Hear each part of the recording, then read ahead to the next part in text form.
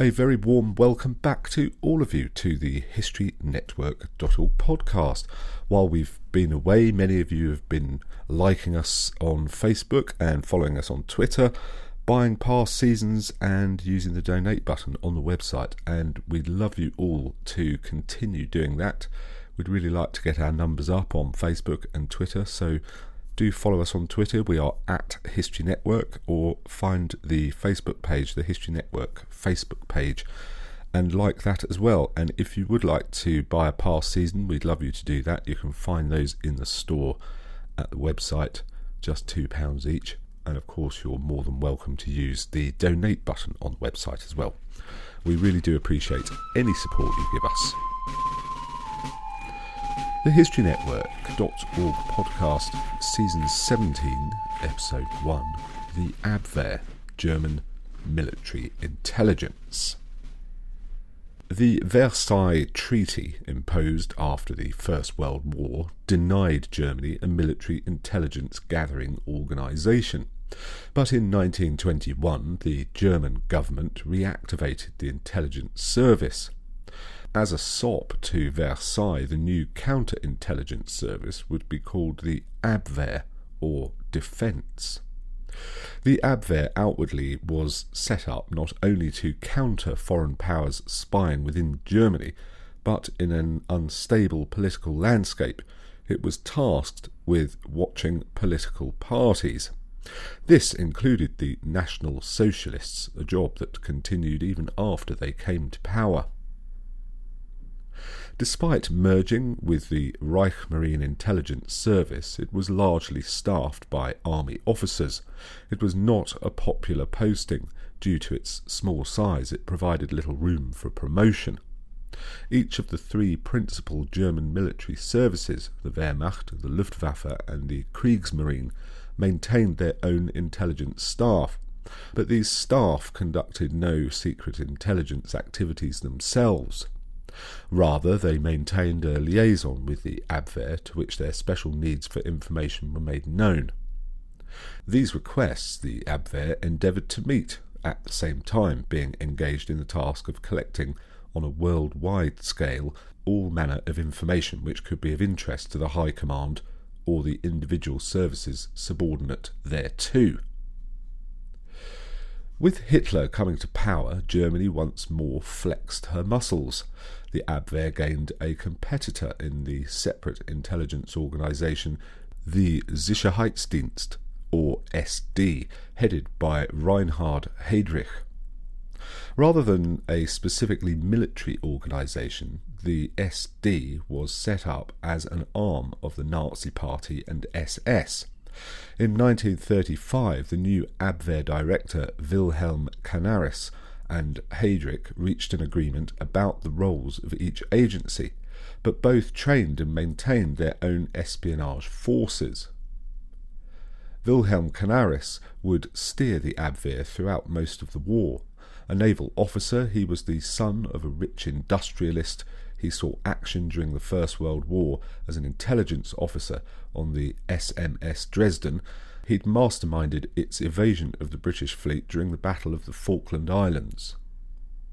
When she was scuttled in 1915, he evaded capture, escaping back to Germany. By 1918, he was a celebrated U-boat commander. After the war, he organised paramilitary groups, the Freikorps, to put down communist uprisings. Remaining in the Navy, or Reichsmarine as it became after the war, he was promoted rapidly. Though never a party member, he was made head of the Abwehr, a role he was well suited to, speaking 4 languages fluently and having held a number of intelligence roles in the intervening years. From its beginnings, the Abwehr had carried out limited espionage activities in foreign countries, but as the 1930s wore on, these activities increased. Initially dependent on German émigré communities for its foreign intelligence collection, it established espionage rings in the US and France. Anxious to avoid any political or diplomatic embarrassments, Hitler prohibited any operations in Britain, though this ban was not always adhered to. In 1938, it was noted by British intelligence that a hairdresser in Dundee seemed to have an unusually large postbag of foreign mail, the main recipient of which was a Mr. Kron in New York. The FBI were informed, and Kron was identified as Sergeant Günther Rumrich, a Sudeten German who had become a naturalized American citizen. Under interrogation, Rumrich confessed that he had been recruited as a spy in May 1936, ever since he had communicated with his controller in Wilhelmshaven through Mrs. Jordan, the hairdresser in Dundee. Another 6 members of the spy ring were identified. It's not unfair to say the Abwehr were not the best when it came to running foreign spy rings. At the start of the war, the British rounded up all the Germans and interned them. Any remaining were effectively ferreted. The spies were given the choice of turning or being tried and shot. Britain's MI5 had an excellent record of turning, then running double agents. The Germans were not aware of their failure because the turned agents kept reporting to Germany as if nothing had happened. The Germans kept trying to insert new agents after the war began. 2 of these, codenamed Summer and Tate, once picked up, were to become important double agents. Indeed, Tate was to continue his link with Hamburg from his arrival in September 1940 until the very last day of the war. Some agents were apprehended near the beaches where they had landed by boat or U-boat. Many were arrested when they tried to contact agents the British had already arrested or turned. The Abwehr were also very active in the USA. Though initially neutral, it was expected that America would eventually join the war. Spy rings were set up, often with little real success. It was intended that trained personnel could be inserted via submarine to carry out sabotage and intelligence-gathering operations. In June 1942, after a 3,000-mile crossing of the Atlantic in U-202, a small team of agents paddled ashore from the submarine. They were led by George Dash. He had served in the German army during World War I, then emigrated to America, where he had worked as a waiter. When war broke out in September 1939, he impulsively went home. Recruited by the Abwehr, Dash and the other agents were assigned various acts of sabotage, including destroying the hydroelectric plants at Niagara Falls, the Aluminium Company of America factories in Illinois, Tennessee, and New York, as well as the Philadelphia Salt Company's cryolite plant in Philadelphia, which supplied raw material for aluminium manufacture. It was intended this was to be the first of many such teams to be inserted in the USA. Landing on the beach, they set about burying crates of explosives to collect later. On lookout, Dash walked over a dune to be spotted by a young, unarmed coast guardsman called Frank Collins. He challenged the German, and after a brief exchange, Dash thrust a fistful of dollars at the frightened young man and sent him away. Collins hurried back to the Coast Guard station. Rousing his colleagues, they headed back to the beach. In the gloom of the night, they could just make out the submarine still on the surface, heading out to sea. After hunting round the beach, they discovered the buried German munitions. Just 13 hours after arriving, the FBI had been alerted. All the agents' supplies they brought with them had been seized. They only had the clothes they stood up in, and around $50,000 in cash each, which had been given for bribes and living expenses.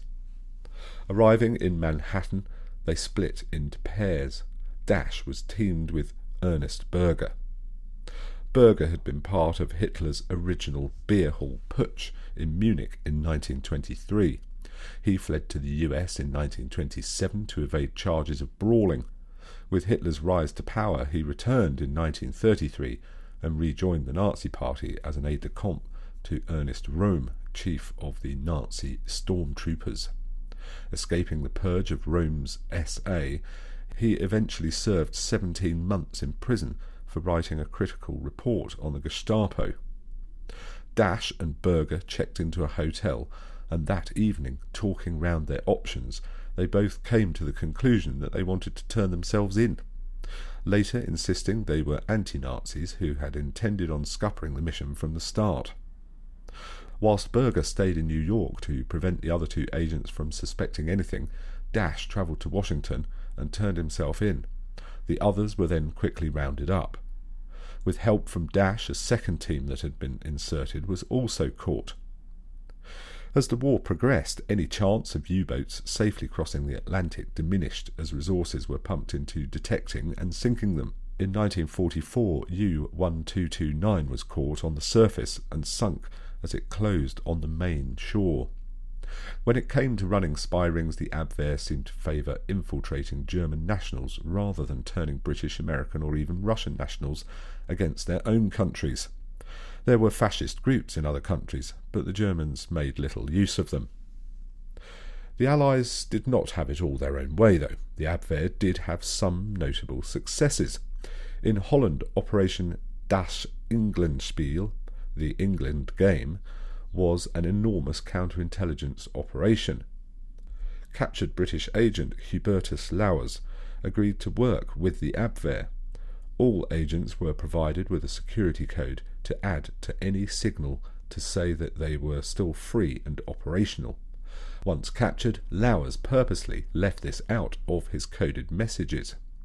When Lauwers' messages arrived without his security check in place, the head of the British Special Operations Executive Dutch Section, Major Charles Blizzard, accepted it as authentic. When a second radio operator, Hendrik Jordan, was captured, he refused to cooperate, so a German operator transmitted a message in his name. It too failed to contain the correct security check, but again Blizzard ignored the warning and compounded his error by signalling Jordan to instruct his new operator in the use of his security check, which only resulted in Jordan being forced to reveal it. Lieutenant Colonel Herman Giskes, the head of the Abwehr in the Netherlands, was able to pick up every agent whose arrival was announced. Between September 1942 and May 1943, 36 SOE agents were parachuted into the Netherlands. All were caught. The RAF demanded an investigation into heavy losses flying clandestine missions over the Netherlands. In early 1944, the Joint Intelligence Committee concluded that penetration of the Dutch network had probably occurred and further communications with it were forbidden. Though the Abwehr had scored a great success, stifling British-supported resistance in Holland, the operation failed to reveal the forthcoming Allied invasion plans. In occupied France, the Abwehr had a relatively good track record of hunting down resistance networks. As forced labour was introduced, resistance groups grew in number and German countermeasures increased, with some success. In August 1942, they carried out an extensive radio finding operation in Vichy, France, called Operation Donar. Depending on the source, they neutralised between 6 and 12 enemy transmitters. The highest profile coup was against the SOE team Spindle, where they arrested Roger Fraser, Peter Churchill and Odette Sansom. They captured the leadership of the ORA, Organisation de Résistance de l'Armée, and many of their members. From 1939 through to 1942, the Abwehr had a good reputation. Questions started to be asked when the Allies landed in North Africa, Operation Torch. This was followed by Operation Husky, the invasion of Sicily in 1943. On both occasions, it failed to forecast the Allied intentions. With the victories of 1940, 41 and 42, the German General Staff's political power was assured. With the defeats of 1943, this balance of power tilted toward those in the Nazi Party, snapping at their heels. Intelligence delivers facts, and these reports were seen as unacceptable and defeatist. A shake-up in 1943 saw a number of senior Abwehr officers replaced. Canaris held on to his job until early 1944. Himmler's SS and SD were the beneficiaries of the weakening of the military. In mid-May 1944, Hitler ordered the Abwehr and SD to be merged into a new organisation, the Reichssicherheitshauptamt, or RSHA, under the control of Himmler. Much has been written about Canaris and his inner circle not being sympathetic to the Nazi regime, indeed at times even hindering Germany's war effort. Certainly it would appear Canaris was shocked by the atrocities carried out in Poland. At an officers' meeting in 1941, the British intelligence service MI6 quotes him as saying, "Abwehr has nothing to do with persecution of Jews, no concern of ours, we hold ourselves aloof from it." He did intervene to save 7 Jews from being sent to a concentration camp and certain death by going personally to Himmler. He complained that his Gestapo was arresting his agents. The 7 were turned over to the Abwehr, taught a few codes, then smuggled out of Germany. It is very difficult to say for certain what Canaris' anti-Nazi intentions were, but it is undeniable that a number of his inner circle were secretly questioning of the regime. Canaris promoted those loyal to him rather than the party. Was this because of his anti-Nazi sentiments, or possibly because in a paranoid environment it made it easier to watch his own back? Wherever Canaris' allegiances lay, after the failure of the 20th of July 1944 bomb plot against Hitler, he was implicated through association to the known plotters. In actual fact, the Gestapo found no direct evidence tying Canaris to the plot. In the shadowy world of intelligence, it is hard to ascertain how well an organisation has done. This is compounded by the fact that the victors write the history. Huge successes by the Allies, such as Ultra, tend to drown out the achievements of the vanquished and help sweep under the carpet German successes. It's probably fair to say competing organisations within the Reich, coupled with intra-organisational paranoia, did nothing for the Abwehr's effectiveness. It might also be argued early German dominance on the battlefield lessened the importance put upon intelligence gathering. It is also notable that German successes were defensive in cracking down on resistance rather than infiltration of Allied countries. Do go and follow us on Twitter @History Network and find the Facebook page, the History Network Facebook page, and like that. And of course, do go to the store at the website and buy an old season or two if you'd like to, or use the donate button. Once again, thanks for listening and for your support. You've been listening to the historynetwork.org podcast, written by Angus Wallace, read by Nick Barker.